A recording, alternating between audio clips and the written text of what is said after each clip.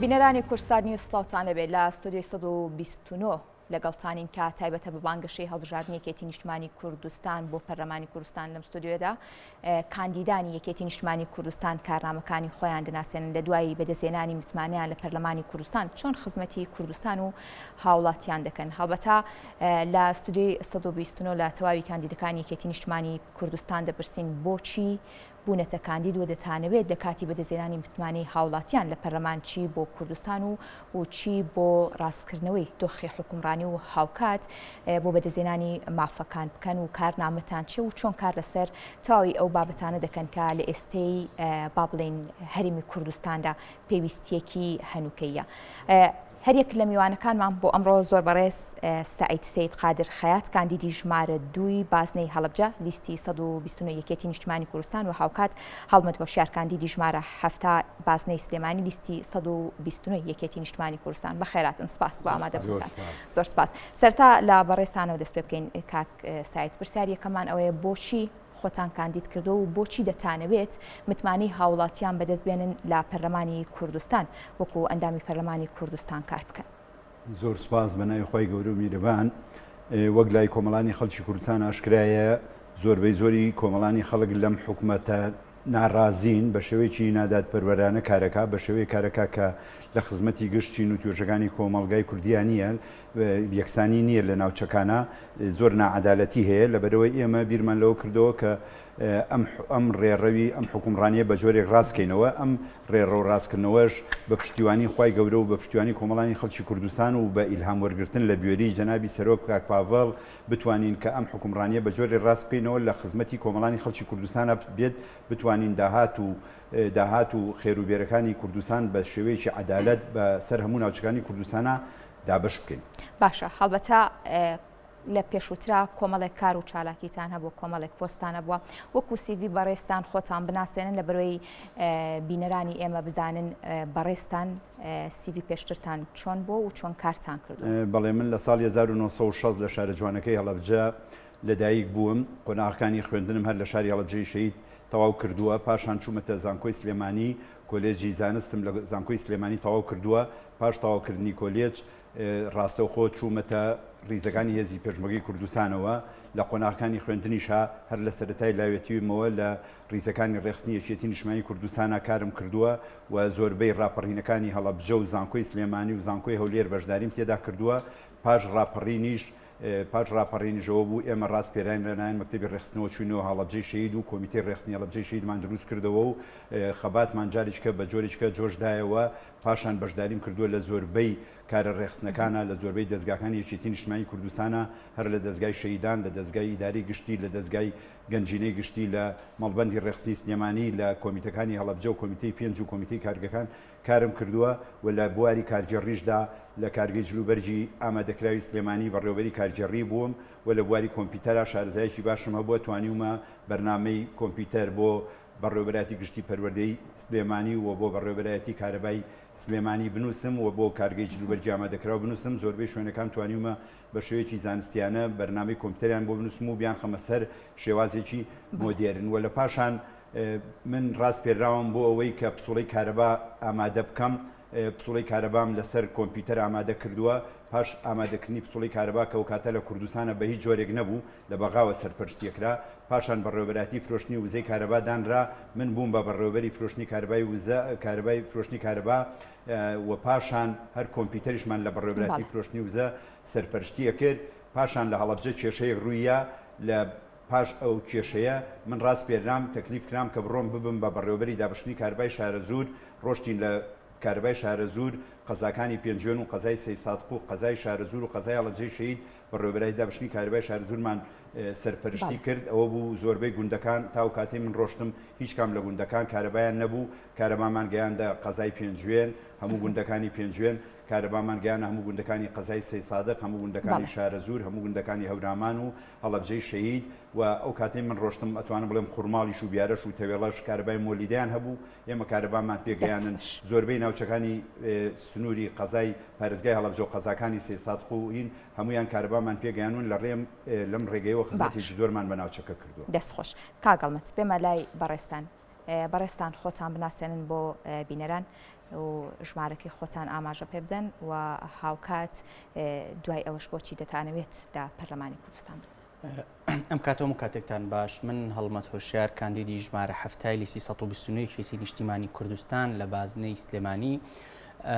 دیبلۆمم لە ڕۆژنامەوانیە هەیە و بە کالێورەسم لە ڕاگەیاندن و پەیوەندیەگە شتێکانە هەیە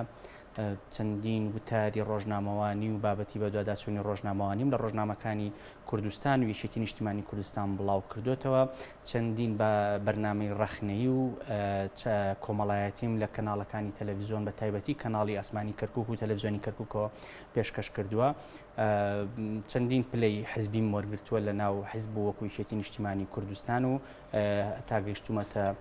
پلەی ئەندامی سکرتارەتی کۆمەڵی خوێندکارانی کوردستان لە ناو حکوومەتە ماوەی نزیکەی 20 ساڵە من خزمەت ئەەکەم و ئەزمموی 20 ساڵ خزمەتکردنم هەیە لە ناو حکوومەتە هەروەها چالاکوان و چالاکوانی بوارەکانی بوارە جیاجەکانی ئازادی ڕادەر بڕینم لە هەرێمی کوردستانە هەروەها لە بواری گەنجانە چەندین کارم کردووە خاوەنی 8 کتێبی چاپکراوم و لە بنەماڵەیەکی خاوەن شەهید و قوربانیدانی ئەوەی کە پەیوەندی بە بابەتی پرسیارەکەی جەنابتەوە هەیە بۆچی خۆمان کاندید کردووە ئەوەیە بە حکومیەوەی ئێمە کاری ڕۆژنامەوانی و جەنابەت باشە زانێوانی کە کاری میدیا ئەکەن لە سێکتەرە جیاوازەکانی ژیان و ژیاری خەڵکە ئەکۆڵنەوە ئەبینین ئەوەی کە ئێمە بۆمان دەرکەوتووە چەندین ساڵە ئەم هەرێمی کوردستانە ڕوبەڕووی قەیرانێکە بێتەوە هەر سێکتەرە لە سێکتەرەکانی ئەم هەرێمە ئەبینیتەوە پڕە لە کەم و کوڕی پڕە لە کەم تەرخەمی تێدا ئەمانەوەی کە ئێستا ئومێدێکمان پەیدا کردووە کە هەڵبژاردننی ئەمدارە هەڵبژاردنێک ئەبێ گۆڕانکاری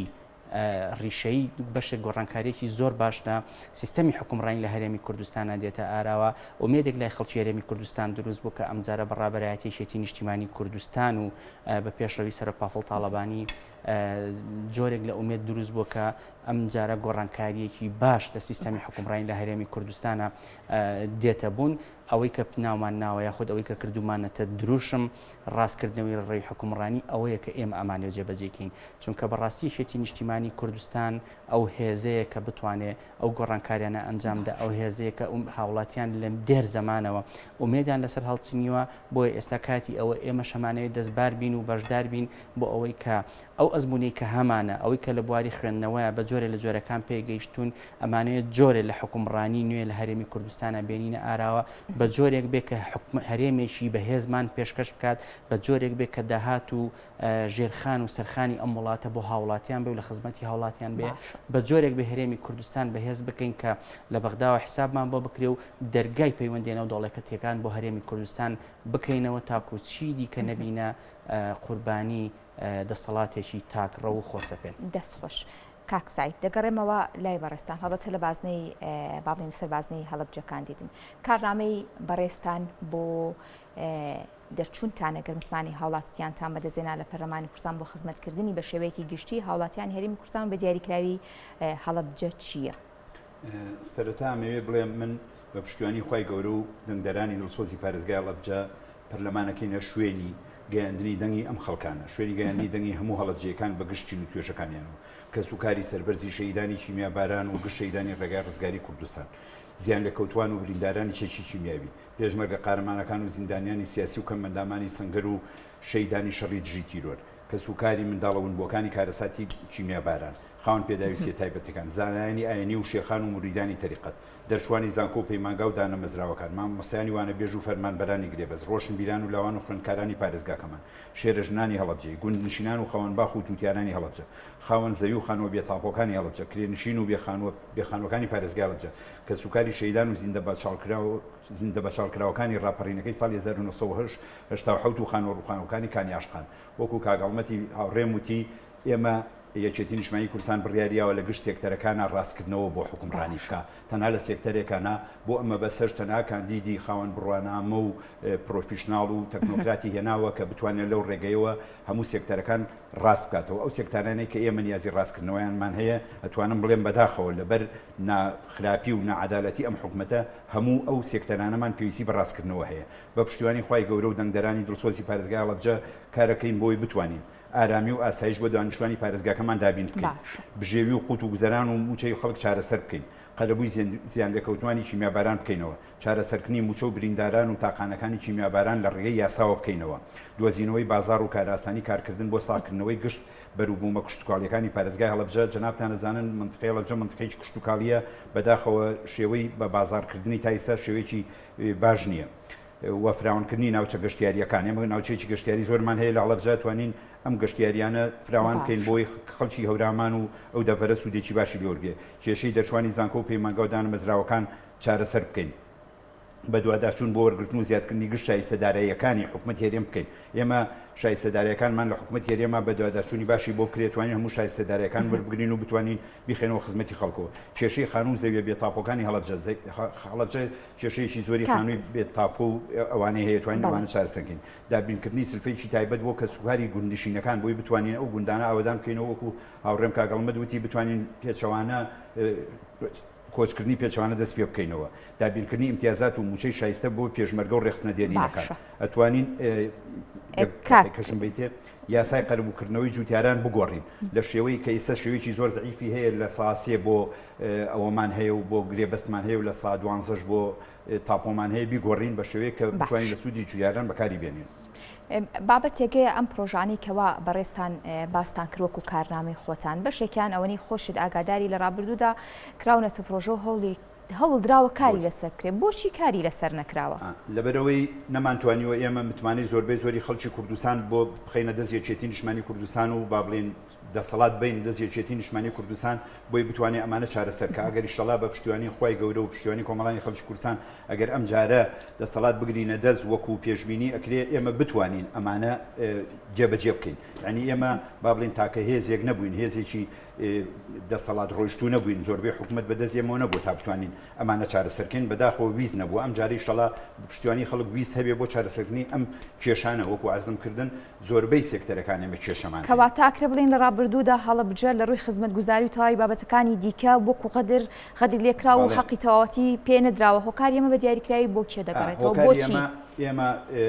زۆر سوپاسی جەنابی کاقوبا جێگری سەرۆکی حکوومەت یاریمی کوردستانەکەین کە ئەو پرۆژانە زۆربەی زۆری لە ڕێگەی جەنابیانەوە توانراوە هێنراوە تا هەڵەبجەوە بەداخەوە بە جۆرێ لە جۆرەکان نەتوانراوە زۆربەی کێشەکانی هەڵەبجە بکرێتە پرۆژە و پرۆژەکان جێبەجێ بکرێ و پرۆژانەی کە کراون بە هیمەتی جەنابی کاک قوبات کراوە با بڵێن بە ئیرادەی یەکێتی نیشتمانی کوردستان و لەژێر سەرپەرشتی جەنابی کاک قوبادا کراوە نەتوانراوە ئەو پرۆژانە هەموو پێداویستیەکان و ویستی خەڵک جێبەجێ بکە بۆیە ئێمە داوا لە کۆمەڵانی خەڵکی کوردستانەکەی ئەم جارە دەنگ بدەن بە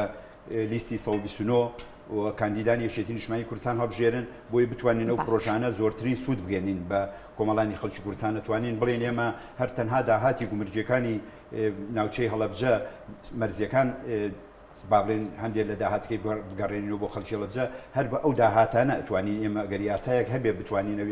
لەو یاسایەوە داهاتەکە زۆربەی بگەڕێتەوە بە ناوچەی هەڵەبجە هەر بەو داهاتانەی خۆمان نتوانین خزمەتگوزاری پێشکەشی زۆربەی زۆری دانیشتوانی هەڵەبجە بکەین و خزمەتێکی زۆریان بکەین لە ڕووی گەشتیاری و لە ڕووی کشتتوکاڵیشەوە لە ڕووی ڕێگەوبان و کارەبا و هەموو سێکتەرەکان دەستەکان خۆش بێ کاگەڵمەت دەگەڕێمەوە لای بەڕێستان هەڵبەتە باسەوە کرد کە لە مەجای ڕاگەیاندن و ئازادی ڕادەربڕین و هەروەها بابەتەکانی پەیوەندیدار بە چالاکی جۆرا و جۆری مافی مرۆڤ و گەنجان و بابەتی دیکە کارت کردو و نووسەرێکیش بوویت دەپرسم کە متمانەی یاخود لە پەرلەمانی کوردستان متمانی هاوڵاتیانت بەدەستێنا و چوویتە ئەو جێگەی کەوا کاری بۆ دەکەیت بە دیاریکراوی کارنامەکەتان چی دەبێت لە ڕووی ئازادی ڕادەربڕین و یاخود با بڵێن ئازادی ڕادەربڕین بەدایبێتتر لەم زۆنەدا چۆن کاری لەسەر کراوە و لە پەرلەمانی کوردستانیش چۆن جارێکی دیکە کاری لەسەر دەکەنەوە ئەگەر ئێمە بین باز لە ئازادی ڕادەربڕین و ئازادی ڕۆژنامەگەری بکەین لە هەرێمی کوردستان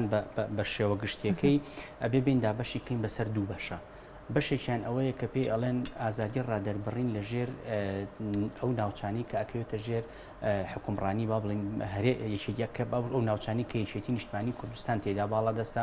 لەگەڵ ئەو ناوچانەی کە پارتی دیموکراتی کوردستان تێدا باڵا دەستا ئەگەر ئێمە بنمونەیەک وەرگرینەوە هەموو کەیسێکی سکاڵا تۆمارکردن لەسەر ڕۆژنامەوانان یاخود لەسەر کەسانێک کە بۆ نمونە بە جۆرە لە جۆرەکان دادگا یاخود خاوەنی قەزێکە هەستی کردبێ جۆرە لە تەشیر و ناوزڕاندنی پێکراوە لە سنووری سلێمانی و هەڵەبجە و ئەو پارێزگانی کاکەوێتە ژێر فەرمانڕەوایی هەرێمی کوردستانەوە یەشێتی نیشتمانی کوردستانەوە کەیسەکە وەکو کەیسێکی ڕۆژنامەوانی دادگایی لەگەڵ دادگا مامەڵی لەگەڵا کردووە کەیسەکە وەکو کەیسە ڕۆژنامەوانەکە مامەڵی لەگەڵا کردو ئایا تەشیرە ناوزڕاندنە بە پێی یاسای ڕۆژنامەوانی لە هەرێمی کوردستان بە سیاسی نەکراوە بەڵام بە پێچەوانەوە ئەگەرێمە بین ئەم بەراوردە بکەین لەگەڵ هەولێرە ئەبینین بۆ نمونە ڕۆژنامەنووس لەسەر بابەتێکی ڕۆژنامەوانی کاتێکە زیندانیەکرێ سەرۆکی حکوومەت بەر لەوەی دادگا بڕیار بدا ئەو دێت تۆمەتی جاسووسی و هەڵگرتنی چەشی بێمۆڵەت ئەداتە پاڵ ڕۆژنامەوانەکان بۆیە ئەمە جیاوازیەکە جیاوازی ئێمە و ئەوان لەوەدایە کە ئەبینین کە ئەیانەوێ لە پارتی دیموکراتی کوردستان و سەرۆکی حکوومەتەکەی ئەیەوێت بابەتی بەرتەسکردنەوەی ئازادی ڕۆژنامەوانی بە دامەزراوەی بکە لە ڕێگەی دادگاکانەوە لە ڕێگەی جوڵاندنی کەیسی ناجۆرەوە بابەتی بەرتەسکردنی ئازادی ڕۆژنامەوانی مامەڵی لەگەڵا بکە بەڵام لە لەم دی و لە سێر دەسەڵاتی یەکێتی نیشتمانی کوردستان بابەتەکە فراوانترە بە چاوێکی نیشتیمانیانەتر تەماشا ئەکرێت بۆیە ئەمانەوێ ئەم هاوسەنجیە بگەڕێنینەوە ئەمانەوێ متمانە بۆ دادگاکان بگەڕێنینەوە ئەمانەوێ داواکاری گشتی سەروەر بێ لە بڕیاردان لەوەی کە پەیوەندی بە مافی گشتیەوە هەیە ئەمە یەکێکە لەو کێشانەی کە هەیەشێتی نیشتیمانی کوردستان ئەوێ کاری لەسەر بکات ئەمە پەیوەندی بە ئازادی ڕۆژنامەگری ئێمە هەر زۆر دوور نەڕۆین زۆربەی زۆری ئەو کەناڵانەی بیندرا و بیسترا و خوێنراوت هەرسێ جۆرەکەی میدیا ئەوانی کە بە میدیای ئەهلی و بە میدیای ئازاد خۆیانوان ناوزەند دەکەن لە هەناوی یەشێتی نیشتیمانی لە هەناوی ناوچەی یەشێتی نیشتیمانی کوردستانەوە دێنەبوون لێرەوە دێنەبوون و لێرەوە دابەزنە سەر یەشێتی نیشتیمانی کوردستان و قسە بە یەشێتی نیشتیمانی کوردستانەکەن بەتەحەدا وەڵێم وەری یەک میدیای ئازادم پێ بڵێژە دەسەڵاتی پارتی دیموکراتی کوردستان هاتبێتە بوون ئەمانەوێ یاسا سەروەر بێ ئەمانەوێ بابەتی ڕۆژنامەوانی دادپەروەرانە لە هەموو کوردستان مامەڵە بکە کەواتە چۆن ئەم هاوسەنگیە ڕێگە دەکەنەوە چۆن وا دەکەن پەرلەمانی کوردستان با بڵێن زمینەیەکی لەبار بێ بۆ چاودێریکردن بۆ یاسادانان بۆ جێبەجێکردنی یاساکان ئەو کاتە ئەبێت کە هاونیشتیمانیانی ئێمە متمانەی تەواو بە یەشێتی نیشتیمانی کوردستان بکەن و دەنگ بە لیستی 129 یەشێتی و کاندیدەکانی یەشێتی بدەن بۆ ئەوەی بتوانین پەرلەمانێکی بەهێز گرنگترین شت ئەوەیە کە یەشێتی نیشتیمانی بڕیاری لێداوە ئەمجارە جێبەجێ کە گەڕانەوەی متمانە و شکۆیە بۆ پەرلەمانی کوردستان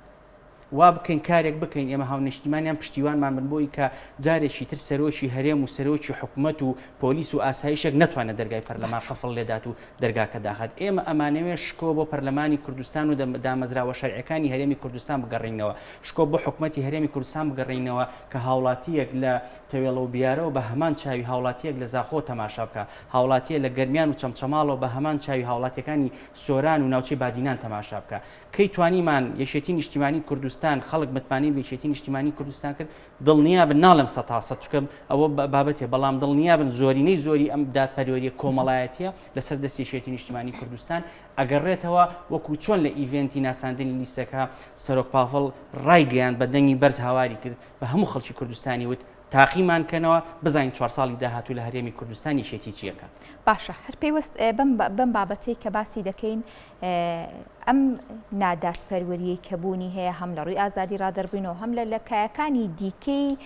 حکومڕانی لە هەرێمی کوردستان کاریگەری لەسەر بەها کۆمەڵایەتیەکانی گێشتووە لە پەرلەمان چۆن ئەمە ڕاست دەکەنەوە یعنی چۆن کار لەسەر بەها کۆمەڵایەتیەکان و گەڕانەوەی بەها دەکەنەوەێت گرنگترین شت ئەوەیە ئێمە بتوانین ئاسایشی نیشتیمانی خۆمان دابین بکەین گرنگترین شت ئەوەیە کە ئێمە بتوانین ژیانێکی باش بۆ کۆمەلگاکەمان دابین بکەین تا وەکو جارێکی تر خێزانەکانمان ڕۆبەڕووی لێک هەڵوەشانەوە نەیەت بابەتی ئابووری زۆر گرنگە لەم وڵاتەی ئێمەیە کە بتوانین ئێمە پەرەی پێ بدەین ژێرخانێکی ئابووری بەهێزمان هەبێ ژێرخانێکمان هەبێ کە بتوانین ئاسایشی خۆراک بۆ وڵاتەکەمان دابین بکەین کە ئێمە توانیمان ئاسایشی خۆراک و ئاسایشی ئابووری وڵاتەکەمان دابین بکەین کۆمەلگا زۆرێک لە ئارامی و استقرارەتی تێدا دروست دەبێت دروستبوونی ئارامی لە ناو کۆمەلگا و لە نێوان خێزانەکانی ئێمە ئەبێتە هۆکاری ئەوەی کە بڵین ئێمە بەهامان بۆ مرۆڤبوونی خۆمان گەڕانەوە کاتێک کە ئێمە موچەی کە دایکی شەهیدێک موچەی کچ و کوڕی شەهیدێک بە 6 ڕۆژ جارێک ئەیدەین چ بەهایەکمان بۆ مرۆڤایەتی گەڕانەوەتەوە ئێمە نەبووینەتە هۆکار بۆ ئەوەی حکوومەتی هەرێمی کوردستان و پارتی دیموکراتی کوردستان نەبوونەتە هۆکار بۆ ئەوەی کە چەندین خێزانی شەهید هەڵوەشێتەوە چەندین کچ و کوڕی شەهید بچێت دەست لە ماڵان دەستپانەوەکە بۆی هاوکاری بکرێت لە کاتێکا پێویستیان بەوەیە کە سوکاری ئەنفال کراوان کە سوکاری شەیدان پێویستیان بۆی کە ژیانی ژیانێکی شایستیانە بێ پێویستیان بەوەیە پێویست ناکە کە سوکاری شەید کوڕکچی شەهید و خێزانی شەید لە کرێچیا بن لە بری ئەوەی دەیان ستی و شاری ناجۆر ئەەکەیتەوە بۆ گیرفانپڕکردن و بۆ بازار بۆ بابەتی ئابووری من دێم ستیەکان تەرخانەکەم لە هەر ستیەکە کارێک بکەین لە ڕێژێکی دابین بکرێت بەبێ بەرامەر بدرێتە کە سوکاری شەیدان بەبێ بەرامەر بدرێتە کە سوکاری ئەنفال کراوەکان ئەمانەیە کە ئێمە وامان لێکە بەها بۆ مرۆڤ بۆ کۆمەڵگای کوردی بگەڕێنینەوە ئەوانەیە وامان لێکە کە ئێمە کەناڵەکانی میدیا بەبێ ترس بیکەینەوە و تەماشای بکەین بۆ ئەوەی کە گەنجی ئێمەوا لێ نەکا بە ئاراستێکی ترابەرە بۆی کە دووری خینەوە لەوەی ئەو کەم و کوڕانی ڕوبەڕوویانە بێتەوە. باشە کاک سایت دەگەڕێمەوە لای بەڕێستان هەڵبەتە بۆ پێی کە پێشتر بەرکەوتن لەگەڵ چەند بابەتێکی ئابووری وەروەها کارکردنت لە وێزگە جیاوازەکانی با بڵێن بەرپرسیارەتیدا هەبووە لەم جارای با بڵێن سەرخستنی لیستی 129 یەکێتی نیشتیمانی کوردستان چۆن کار دەکەن بۆ کۆکردنەوەی داهات و خەرجی کە ئەمە یەکێکە لەو کارنامانەی کە بەڕێستان دەتانەوێت کاری لەسەر بکەن. زۆر باشە ئێمە ئەگەر بیر لە کۆکردنەوەی داهات بکەینەوە لە حکوومەتی هەرێمی کوردستانە ئێستا شێوەیەکی زۆر نازانستیانە و با بڵێن خۆسەپێنیتی هەیە ئەو شێوە کۆکردنەوەی داهاتە هەمووی لە پێناوی بەرژۆندی حیزب بوو لە پێناوی تاگلایەنێکە کۆکرێتەوە شێوەی کۆکردنەوەی داهات بەم شێوەیەکی زانستی نییە لەبەرەوە بێ جارێککە لە پەرلەمانە بە یاسا هەموو داهاتەکان بە شێوەیەک لە شێوەکان ڕێک بخرێتەوە کۆکردنەوەی داهات بە جۆرێ بێ بارگرانی نەخاتە سەر چینی مامناوەند و چینی هەژاری کۆمەلگا بە پێچەوانەوە دەبێت کۆکردنەوەی داهات با بڵێن لە شێوەی باج و ڕێخستنی باج و ڕێخستنەوەیدا بە شێوەیەک بێ کە دەوڵەمەندەکان خاوەن سەرمایەکان زۆربەی زۆری باجیان لەسەرابێ کە بەداخەوە ئێمە ئێستا لێرە بینین خاوەن سەرمایە زۆرەکان باجێکی زۆر کەمیان لەسرە باجەکە زۆربەی لەسەر کۆمەڵانی خەڵکی کوردستانە لەسەر کوچینە مامناوەندەکەیە ئەبێ بە جۆرێک داهات کۆ بکرێتەوە کە نەبێتە بارگرانی لەسەر چینی هەژار و کەم دەرامەت و تا ڕادەیەک مامناوەندیش چۆنێتی خەرجکردنی ئەم داهاتەش زۆر زۆر گرنگە چونکە ئێمە ئەگەر بیر لە سەیری کۆکردنەوەی داهاتەکە بکەین هەمووی لە پێناوی کۆمپانیا حیزبیەکانە سەرفکری ینی هەمووی ئەدرێتە دەست کۆمپانیا حیزبیەکان ئێرە بازار قۆرخ کراوە بۆ کۆمپانیا حیزبیەکان لەبەرەوە تۆ ئەو گرێبەستانەی کە کراون زۆربەی لەگەڵ کۆمپانیا حیزبیەکانە کراوە بە جۆرێک کراوە کە زۆربەی قازانجەکەی ئەچێتەوە باخەڵی حیزب زۆربەی قازانجەکەی بە شێوەیە لە شێوەکان ئەچێتەوە باخەڵی بنەماڵ باشە ڕاستکردنەوەی ئەمە کارێکی قورس نییە بوو هۆکاری ئەو کۆمپانیانەی کە باسی دەکەیت حیزبی بێت و کاری لەسەر بکرێت ئەم هاوسەنگی ڕاست بکرێتەوە زۆر قورسە ئێمە وەکو لە بەرنامەی یەکێتی نیشتیمانی کوردستانە هەیە بێ شکۆ گۆڕێنینەوە بۆ بازاری ئازاد بە جۆرێک لە جۆرەکان بازار ئازاد بکەینەوە دەستی حیزب لە بازار بچێشینەوە بۆ ئەوەی بتوانین قۆرخکاری نەهێڵین بۆی بتوانین هەموو کەسێک کوردستان کاتە شوێنی وەبەرهێنان تێیدا بێت بە جۆرە لە جۆرهێنان وەبەرهێنانی تێدا بکە حتا وەبەرهێنەری بیانی بێنین لە کوردستانە بزانن یاسایەکی ڕێکوپێک هەیە یاسایەکی وەبەرهێنانی عەدالەت هەیە بتوانن وەبەرهێنان لە کوردستانە بکەن چونکە کوردستان وڵاتێکی خاوەن سەرمایەکی زۆرە خاوەن نەوت و کانزا و با بڵێن سەرچاوی سروشتی زۆر گەورە هەیە بتوانین بە جۆرە لە جۆرەکان ئەم